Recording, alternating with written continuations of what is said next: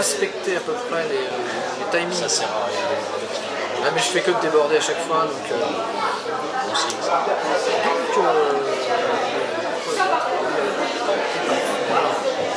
Bien. Bien par les micros. On va faire un essai, c'est pas bien pour ça? Vous n'avez pas de micro Je crois qu'on se passe. On va se partager. Voilà. Est-ce que tu as des micros complémentaires en côté si tu peux? On va mettre au milieu? Non, mais faut pas qu'ils viennent de tomber à les filoter. Il passe quand même. Il est où? C'est pire. Non, non mais... Donc voilà. Ouais, facile, hein. On est pas allez-y. Est-ce que vous pourriez régler le son un petit peu moins fort, s'il vous plaît? C'est Ah oui, c'est très fort. Non, est-ce que t'as un Larsen? Il y a le Larsen qui arrive et il faudrait le laisser un peu. Oui, mais on entend le... Parce que tout à l'heure, on si je entendait parle pas trop les fort, gens. il va y avoir un effet Larsen aussi. Tout à l'heure, Je préfère me rapprocher du micro pour éviter Larsen. Ouais, mais là, quand je vais vous parler un peu plus près, on va m'entendre un peu plus. Très bien. Donc, aujourd'hui, en présence pour cette deuxième table ronde de l'après-midi, nous avons donc Sophie Chabanel, dont on va pouvoir découvrir un petit peu l'univers, et Marcel Audiard. Donc, deux auteurs qui aujourd'hui vont nous parler un petit peu d'eux et de leurs livres.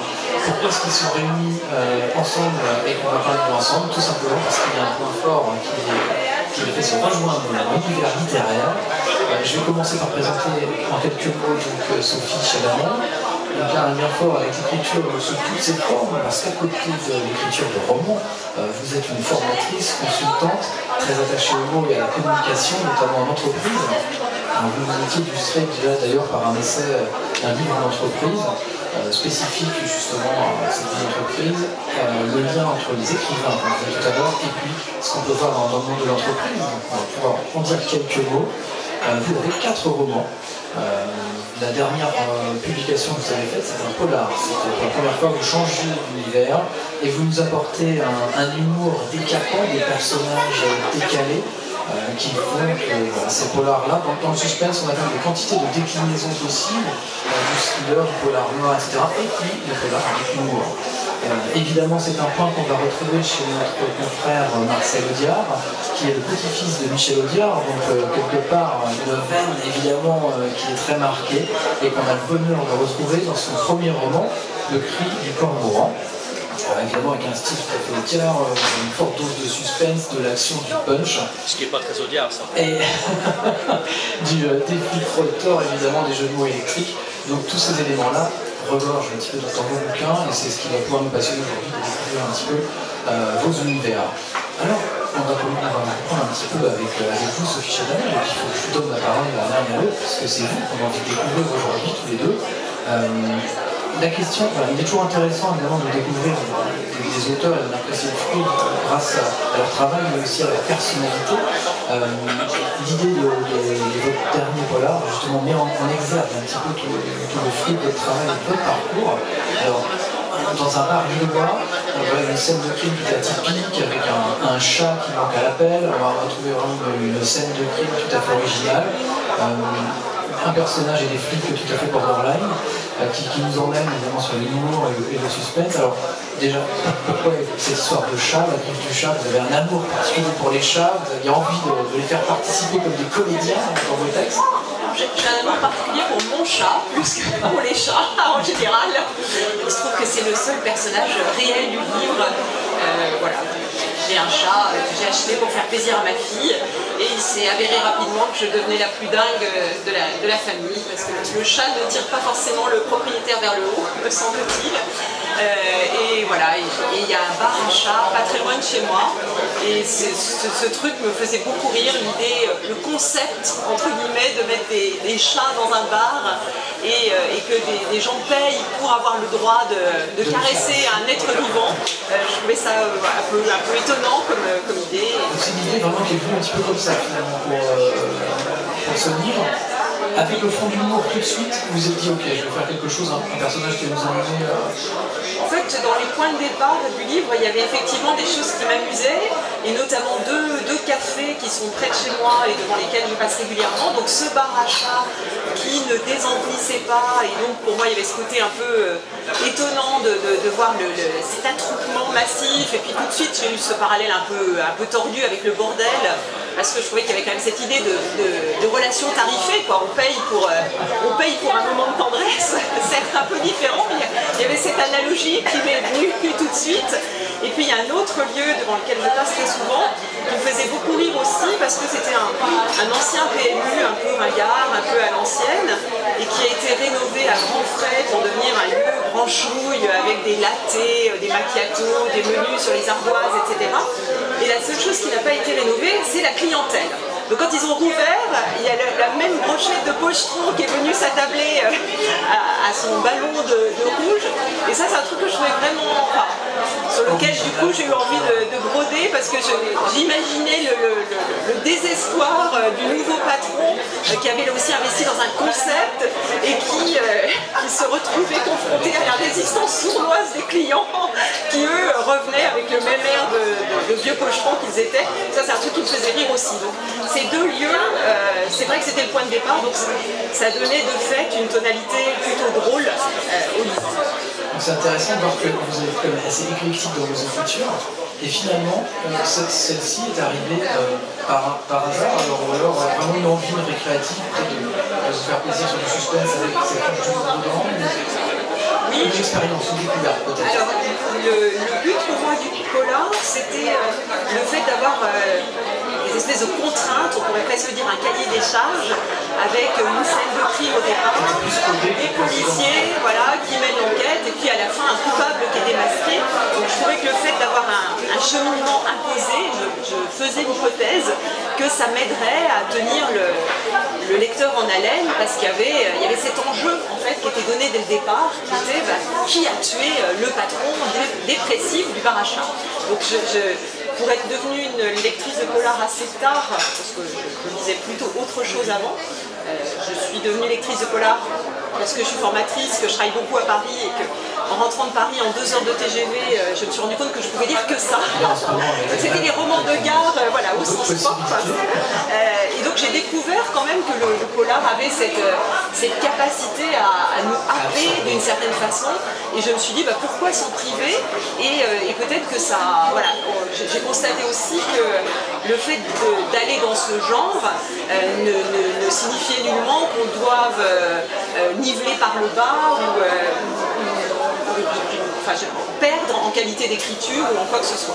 C'était ça le but. Cette fenêtre sur l'humour, c'est quand même quelque chose d'assez délicat et d'assez fin à amener. Vous n'avez pas forcément choisi la voie la plus facile, et c'est évidemment exécuté. Donc c'est quelque chose, un bel exercice en tout cas d'avoir tenté ça. Vous avez l'idée peut-être de continuer un petit peu, poursuivre dans cette veine-là, de continuer un petit peu oui, j'ai envie de continuer. On sent que vous avez pris du plaisir en tout cas dans cette écriture-là. Oui. Forcément, c'est qui est ouvert pour la suite. Oui, alors c'est vrai que je me suis attachée à mes deux flics, la commissaire, qui est une femme évidemment, toi. Alors pour ceux qui ne le sauraient pas, d'ailleurs, il y a un tiers de femmes chez les commissaires aujourd'hui, je l'ai appris récemment, et je trouvais que c'était quand même une bonne nouvelle. C'est un des métiers de pouvoir qui est quand même assez féminisé. Donc la commissaire et son adjoint, auquel moi je me suis beaucoup attachée, qui sont un peu farfelus l'un et l'autre, mais qui dans des genres très différents ont une espèce d'humanité qui me touche. Donc oui, j'ai eu envie de continuer, parce que le polar, c'est aussi pour moi à la fois le polar et l'humour. C'est quand même pour moi une façon détournée aussi d'aborder des sujets très graves et qui me tiennent vraiment à cœur. Voilà, le harcèlement, l'humiliation publique à la télé, le devoir de mémoire. Voilà. Ce sujet-là, c'est la capacité de dénoncer d'une manière plus légère, d'une manière un petit peu différente, et d'apporter des choses. Vous avez lu aussi, peut-être que dans ce que vous lisez comme polar, vous lisez aussi des polars dans ce genre-là, avec cette veine d'humour, ou alors c'est totalement... Alors j'en ai lu récemment, c'était drôle parce qu'elle a mis un petit bandeau sur mon livre et je ne savais pas encore, j'ai lu Sophie il y a pas très longtemps, voilà, mais je n'avais pas lu avant, donc c'est vrai que je pense qu'il y a une certaine similitude Mais sinon, j'ai pas lu beaucoup de... à part les San Antonio quand même. Alors j'en ai lu tout un, qui est quand même, je veux dire, j'ai de la chance, parce que souvent quand je pars en vacances, j'arrive dans des locations où il y a des vieux stocks de San Antonio. Et c'est, voilà, c'est quand même un vrai régal hein, pour moi. Donc ça, c'est évidemment une figure incontournable. Et alors vous, Marcel Audiard, donc cet univers, votre premier roman, par accident, je crois, c'est un pari perdu. Oui, un pari perdu. C'est quand même quelque chose de rare. Avec mon tous épouse. des paris, de la perdre et à faire un roman. J'ai l'art de faire des paris. Je passe ma vie à faire des paris à la con, je vais perdre. Mais presque par plaisir, il n'y a pas d'inconscient. Et elle est agrégée d'anglais et je fais en sorte de faire toujours des paris sur l'anglais. Je vais perdre, parce qu'elle est meilleure. Et là, c'était sur des dialogues de les liaisons dangereuses, l'adaptation de Frears.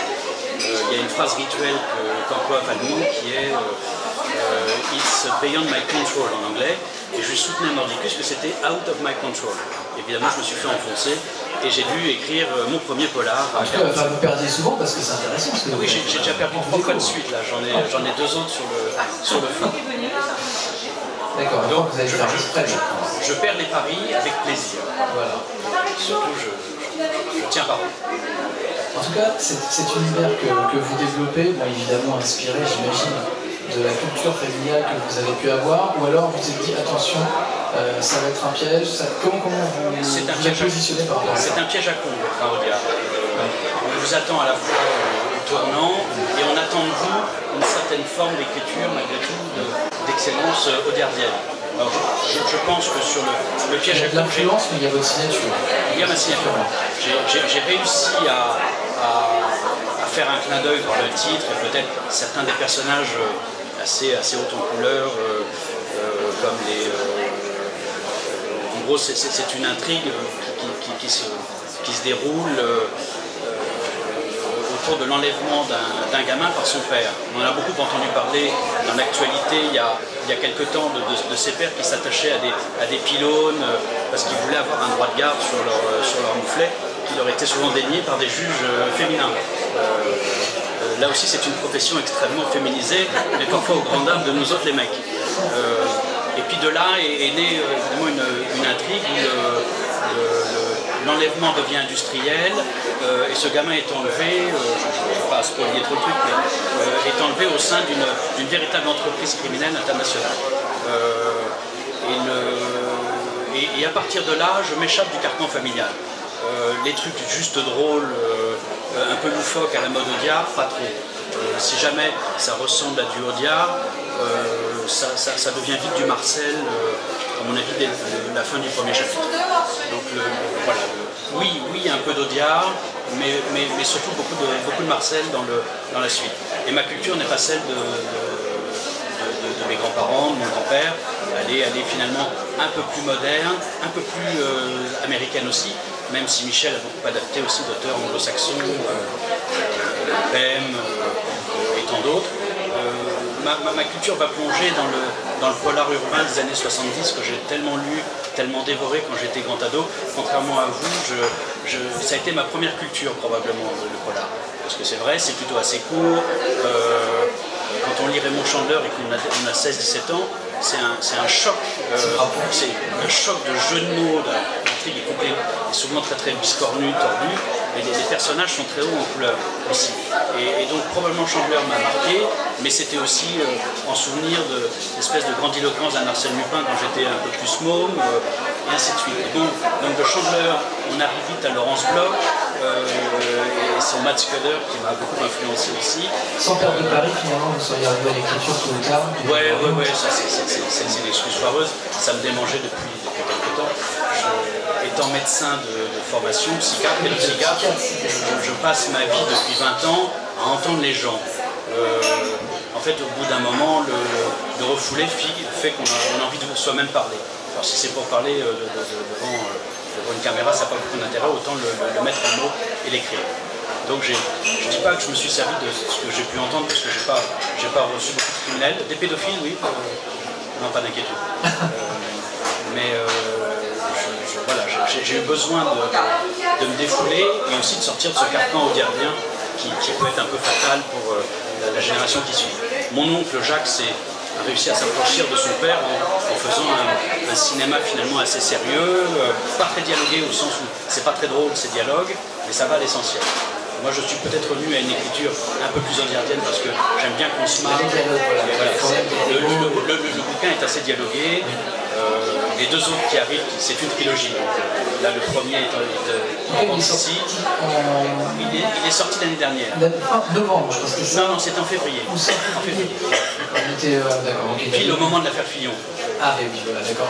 Ça, c'est un grand challenge de l'édition de sortir en février 2017. L'édition est assez. Et le suivant va sortir là à la rentrée, à l'automne 2018. Et ce sera le suite. C'est la suite, presque comme un manga à l'instant T. C'est-à-dire que la suite reprend vraiment à l'instant T0 du premier. Et le troisième reprend à l'instant T0 du... D'accord, vous avez déjà quand même conçu l'ensemble de ces 3 volumes les trois sont écrits. D'accord. Et c'est une volonté après peut-être éditoriale, une organisation possible, des jeux d'écriture à terminer.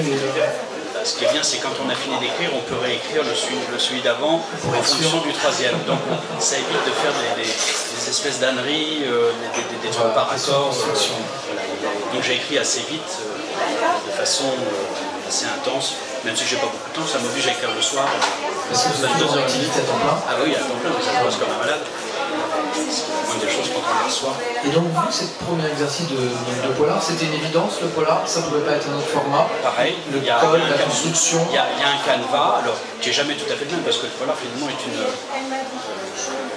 une sorte d'écriture qui, si jamais il doit y avoir un peu des flics, un peu un méchant, on voit bien qu'on peut y mettre des pseudo-méchants ou des méchants mais parfois un peu gentils. Et on peut être dans une certaine psychologie, on peut être dans une dénonciation aussi de ce qui semble un peu déconnant dans la société. L'assassin n'est que le fruit pourri d'un arbre pourri qu'a planté la société. Donc sur ça, on peut un peu s'amuser à, malgré tout, pointer en 2018 ce qui semble merdouiller dans la société actuelle. Comme l'ont fait nos aînés qui décrivaient dans la société des années 40 que décrivait Chandler, ce qui semblait tenir d'une très grande corruption des idylles municipales et d'un certain royaume du crime, et ainsi de suite. Donc en 2018, ça a peut-être un peu changé, on est tout à fait dans cette corruption, bien qu'elle existe sûrement. Mais on peut dénoncer effectivement le fait qu'il y a la prise de pouvoir d'organismes qui échappent évidemment au contrôle de l'État, de la police, et que c'est... Catherine Fradi avait écrit un très bon bouquin sur ça il y a peut-être 10-15 ans, qui est cette écrivain lyonnaise, si je me souviens bien. Et elle avait écrit, je crois, pas La Cité des enfants perdus, mais un très beau bouquin aussi qui parlait d'enlèvement d'enfants. C'était très très bien mené. Alors c'était pas très drôle, ça allait vraiment à l'essentiel, c'était assez dramatique. Et je pense que c'est en lisant ce roman vraiment pareil à la gare que je me suis dit, c'est vachement bien ce truc, c'est vachement bien écrit. Et donc ça m'a aussi probablement un peu libéré. C'est vrai que l'un et l'autre dans ce que vous faites, en plus de l'influence littéraire que vous pouvez avoir, en plus de vos expériences professionnelles respectives de chacun, vous avez le souci des mots et ça traverse vraiment les dialogues, que l'humour, que vous poussez ces personnages. C'est pas qu'une caractérisation purement littéraire, ça va au-delà. C'est pas une chanson de Florent Pagny, il faut que faut que ça claque, il faut que ça passe mal. Il faut que les mots eux-mêmes saignent, sinon ça n'a pas d'intérêt. On est dans du truc un peu sociologique qui m'emmerde. Effectivement, c'est très épicé, une écriture qui présente... Oui, j'aime bien ce qui est un peu sexualisé aussi. Ça ne l'est pas beaucoup, le premier ne l'est pas trop, même si ça transpire. C'est une tension qui va se développer dans les autres alors, un petit teasing. Comme vous dites. Voilà. Le deuxième est un peu plus haute. Comme il y a des ados en plus dedans, il y a toute une bande, il y a 5 ados qui font les pires conneries du monde, mais à bon escient, pour le découvrir justement. Voilà. Et ils vont découvrir beaucoup de parties d'eux-mêmes. Voilà. Est-ce que, pour vous, Sophie Chabanel, cette histoire des personnages, comme on les voit arriver, ils sont très forts dans vos bouquins, tous les deux d'ailleurs.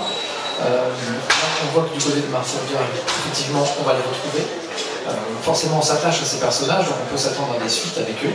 Est-ce que vous dites, je quitte mes personnages avec ce livre-là, ou vous vous êtes dit, tiens, je vais quand même les garder de côté, peut-être que je vais les exploiter dans un temps à venir pour l'écriture? Alors moi, je sais d'ores et déjà que je vais les garder, parce que les personnages, d'abord, on s'y attache. Et puis pour moi, et ça n'a rien de très original, ce sont quand même aussi nos porte-paroles. En l'occurrence l'adjoint de la commissaire, qui a un côté très radical, très idéaliste, un peu à côté de la plaque par certains moments et qui a une propension à s'indigner, à s'insurger, à aller dans la grandiloquence parfois.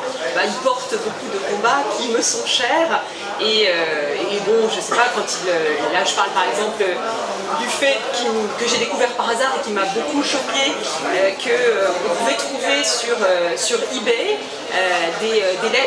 de vraies lettres de poilus pour 5 €. Vous tapez Première Guerre mondiale sur eBay et vous verrez que pour 5 €, vous pouvez trouver de vraies lettres, de vrais poilus qui les ont écrits à la femme qu'ils aimaient il y a 100 ans, en sachant pas s'ils seraient encore là demain. Ça coûte 5 € sur eBay. Moi j'ai découvert ça par hasard et ça m'a quand même beaucoup heurté, enfin l'idée que dans certains cas elles viennent des familles elles-mêmes. Alors c'est de première main, c'est comme les voitures, non mais c'est exactement la même marchandise, la même mise sur le marché. Donc c'est pareil, c'est plus cher si c'est de première main, si ça vient de la famille elle-même.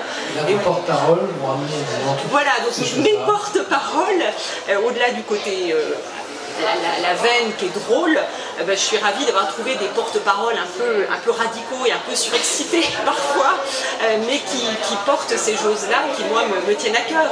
Donc maintenant que je les ai et que je les aime bien et que ce sont des grandes gueules sympathiques, je suis bien contente. En fait, au départ, moi, un de mes fantasmes, c'était aussi d'écrire un essai. Un essai pour parler de la société, c'était un peu mes coups de gueule personnels. Je me suis dit, les coups de gueule de Sophie Chabanel, tout le monde s'en fout. Donc, ce serait probablement plus judicieux de les faire incarner par des personnages à qui il arriverait des choses et qui, du coup, capteraient plus facilement l'attention de leur auditoire. Mais pour moi, il y avait aussi cet enjeu-là. Donc maintenant qu'ils sont là, qu'ils m'accompagnent et que je les aime bien, encore une fois, j'ai bien l'intention de continuer à les instrumentaliser. À les utiliser. C'est vrai qu'on s'attache facilement au personnage quand on est des lecteurs, qu'on s'attache quand on est auteur également. Après, il y a peut-être un exercice un peu délicat, je ne sais pas si vous êtes déjà projeté dans cet exercice-là, c'est de savoir qu'on peut cloisonner un petit peu notre écriture et se dire est-ce que je m'enferme pas trop, qu'est-ce que je fais pour conserver, parce que déjà là vous avez écrit 3 livres, notamment c'est vous dire avec vos personnages.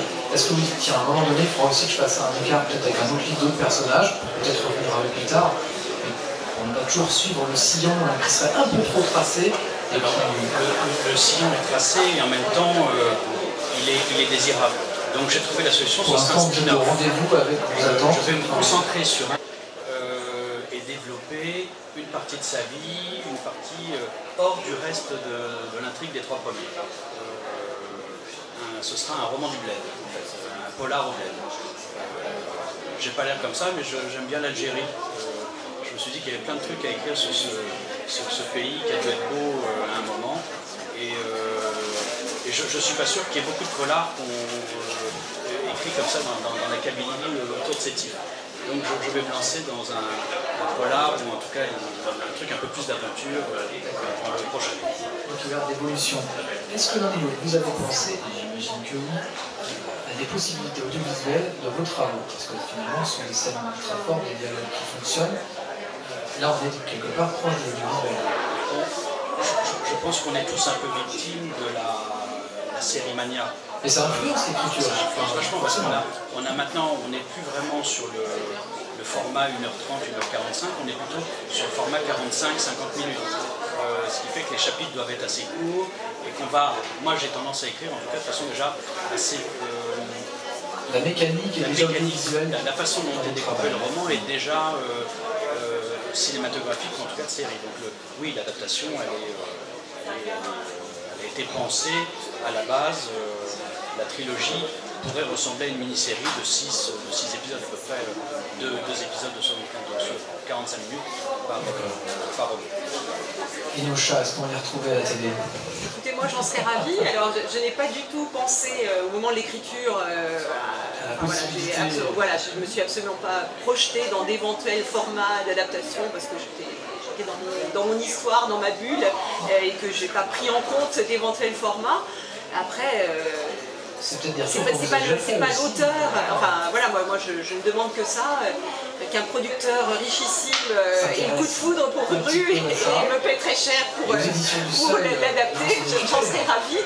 Les éditions du Seuil, en effet, sont des personnes qui sont chargées de prospecter, mais c'est vrai que pour moi c'est pas vraiment le boulot de l'auteur de faire ça, mais j'en serais ravie au-delà de la boutade sur l'aspect financier de la chose, parce que encore une fois c'est un moyen de toucher plus de personnes et donc de faire parler, de mettre sur la place publique des sujets, des débats, et donc ce serait très chouette.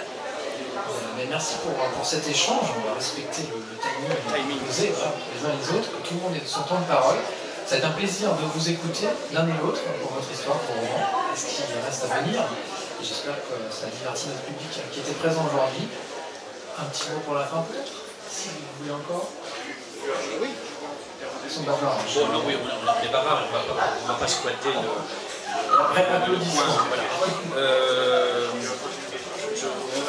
Nous sommes donc dans la pièce à côté pour dédicacer nos romans. Vous êtes les bienvenus et on peut discuter après de façon plus personnelle de nos amours des bouquins, de ce qui nous a fait un peu rêver. Absolument. Et on peut parler de Michel aussi si vraiment vous êtes complètement nostalgique d'un temps révolu. Mais pourquoi pas. Très bien, merci beaucoup.